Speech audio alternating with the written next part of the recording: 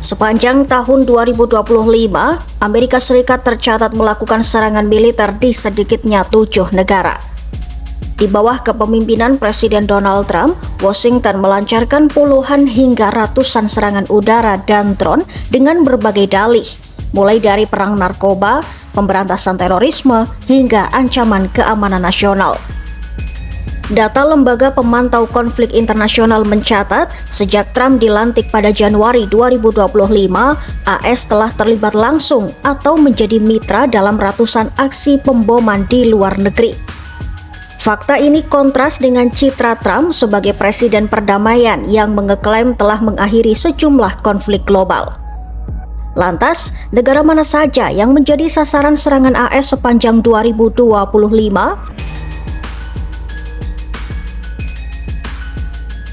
Venezuela menjadi negara terbaru yang diserang Amerika Serikat.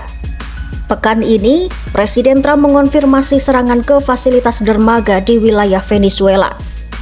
Serangan ini menandai aksi militer pertama AS di daratan negara Amerika Selatan itu pada 2025. Trump menyebut lokasi tersebut sebagai area pemuatan narkoba ke kapal-kapal yang berlayar menuju Amerika Serikat. Namun, Washington tidak merinci lokasi pasti maupun dampak serangan tersebut.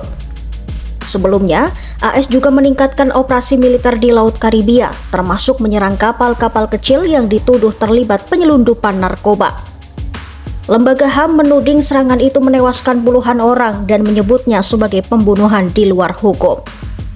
Pemerintah Venezuela menilai tuduhan perang narkoba hanya kedok untuk menekan dan menggoyang pemerintahan Presiden Nicolas Maduro.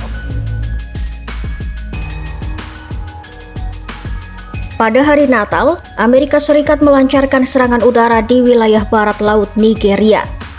Trump menyebut operasi tersebut sebagai serangan yang dahsyat dan mematikan terhadap kelompok bersenjata yang diklaim berafiliasi dengan ISIS.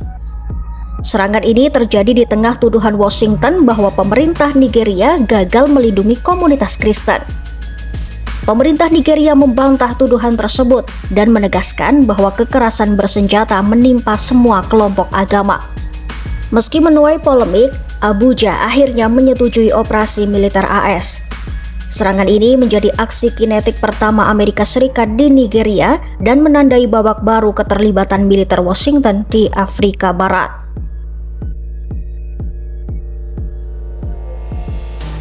Somalia kembali menjadi salah satu negara dengan intensitas serangan AS tertinggi. Sepanjang 2025, Washington meningkatkan serangan udara terhadap kelompok Al-Shabaab dan ISIS Somalia atas permintaan pemerintah setempat. Jumlah serangan tahun ini melampaui total gabungan era pemerintahan AS sebelumnya.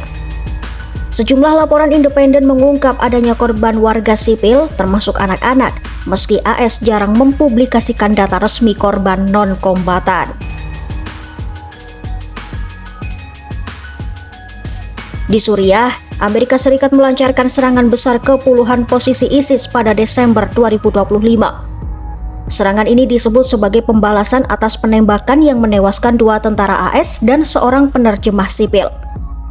Operasi tersebut menghantam fasilitas penyimpanan senjata dan markas ISIS di berbagai wilayah. Trump menegaskan serangan itu sebagai peringatan keras dan memperingatkan agar tidak ada serangan lanjutan terhadap pasukan Amerika.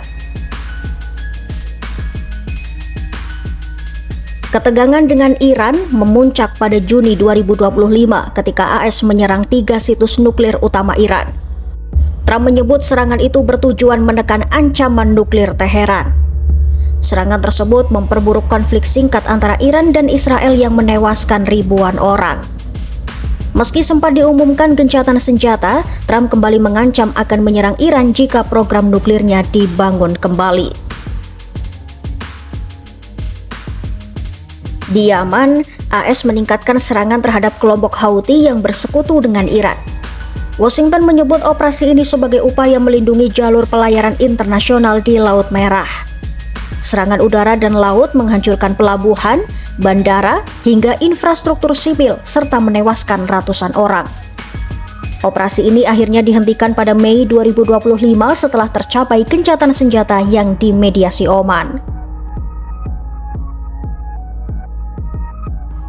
Irak menjadi negara ketujuh yang diserang AS pada 2025. Pada Maret 2025, Amerika Serikat melancarkan serangan udara di Provinsi Al-Anbar yang menewaskan tokoh senior ISIS. Trump memuji operasi tersebut sebagai keberhasilan besar dalam perang melawan terorisme. Pemerintah Irak mengonfirmasi serangan dilakukan bersama intelijen setempat dan menewaskan salah satu figur paling berbahaya dalam jaringan ISIS. Donald Trump meraih dukungan luas saat berjanji mengakhiri keterlibatan AS dalam perang-perang mahal di luar negeri. Namun, rangkaian serangan di 7 negara sepanjang 2025 menunjukkan pola intervensi militer yang masih kuat. Pengamat menilai, meski beberapa konflik berhasil ditekan sementara, pendekatan Washington dinilai minim diplomasi jangka panjang. Serangan ke Venezuela pun menjadi simbol pertanyaan besar. Apakah dunia tengah menyaksikan era perdamaian atau justru babak baru ekspansi militer Amerika Serikat di bawah Donald Trump?